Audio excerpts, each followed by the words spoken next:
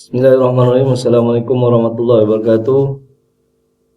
Apa khabar semua? Saya harap semua berada dalam keadaan yang sihat sejahtera di samping keluarga tercinta dan berada dalam lindungan Allah SWT. Alhamdulillah, pada video kali ini kita akan sama-sama mempelajari tentang mata pelajaran Jawi dengan merujuk buku teks terbitan Mains. Bagi siapa yang tidak mempunyai buku ini, bolehlah melayari pautan yang dipaparkan untuk mendapatkan buku ini dalam versi e-book.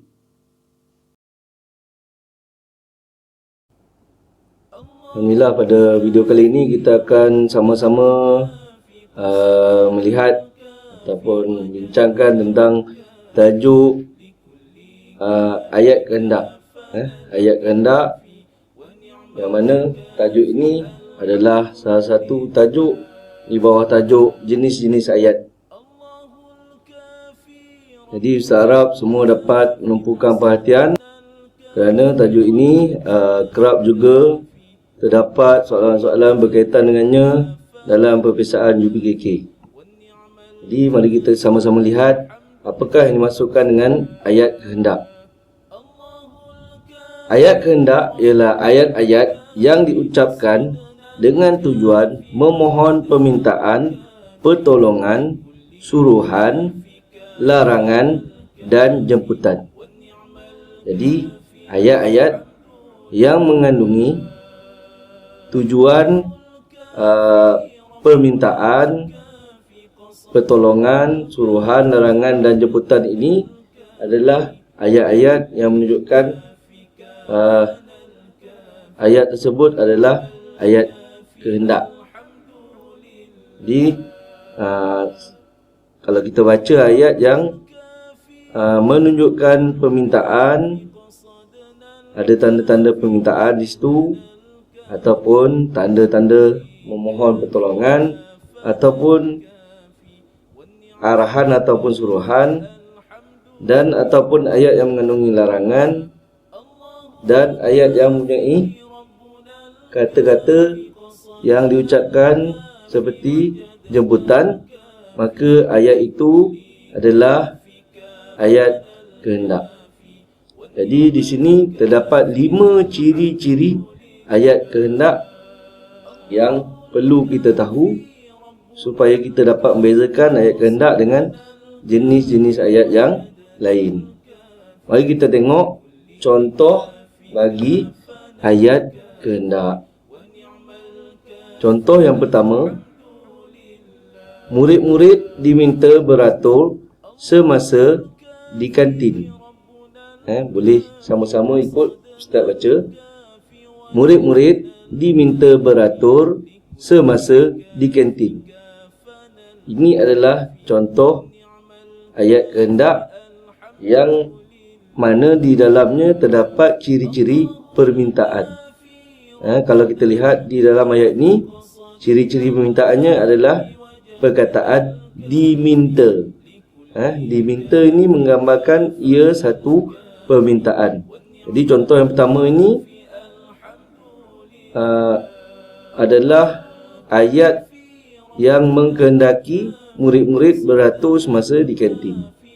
Jadi ia adalah ayat kehendak yang bercirikan permintaan. Kemudian contoh yang kedua, tolong belikan saya sebungkus nasi lemak. Tolong belikan saya sebungkus nasi lemak. Ayat yang kedua pula adalah ayat kehendak juga, yang mana di dalamnya terdapat ciri yang kedua, iaitu memohon pertolongan, di mana terdapat perkataan tolong di dalam ayat ini. Jadi ayat ini adalah ayat dari jenis ayat kehendak yang bercirikan permohonan pertolongan. Contoh yang ketiga, siapkan semua latihan kamu sebelum keluar rehat. Siapkan semua latihan kamu sebelum keluar rehat.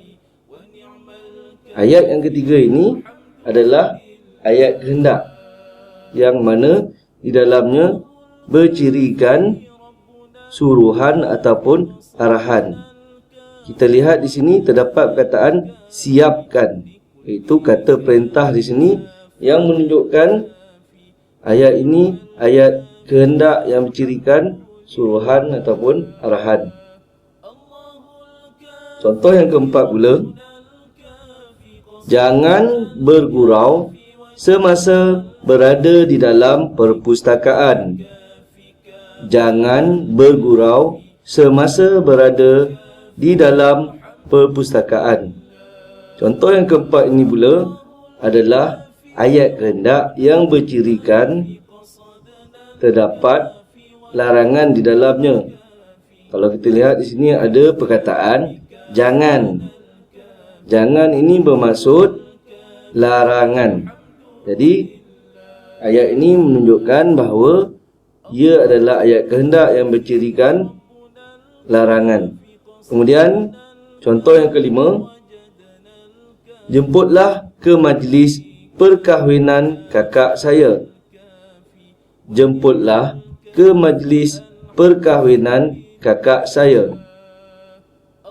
Contoh yang kelima adalah ayat kehendak yang bercirikan jemputan. Kalau kita lihat dekat sini ada perkataan jemputlah. Selain daripada jemputlah, terdapat juga perkataan lain yang menunjukkan ianya ayat kehendak yang bercirikan jemputan. Contohnya silakan. Ayat yang mengandungi perkataan silakan juga adalah menunjukkan bahawa ayat tersebut adalah ayat kehendak yang bercirikan jemputan. Jadi berdasarkan semua contoh yang diutarakan ataupun dipaparkan di sini, jelaslah bahawa ayat kehendak terdiri daripada 5 ciri yang telah disebutkan tadi. Diharap video kali ini dapat memberikan manfaat kepada kamu semua. Aku qouli hadza, astaghfirullah li wa lakum. Wassalamualaikum warahmatullahi wabarakatuh.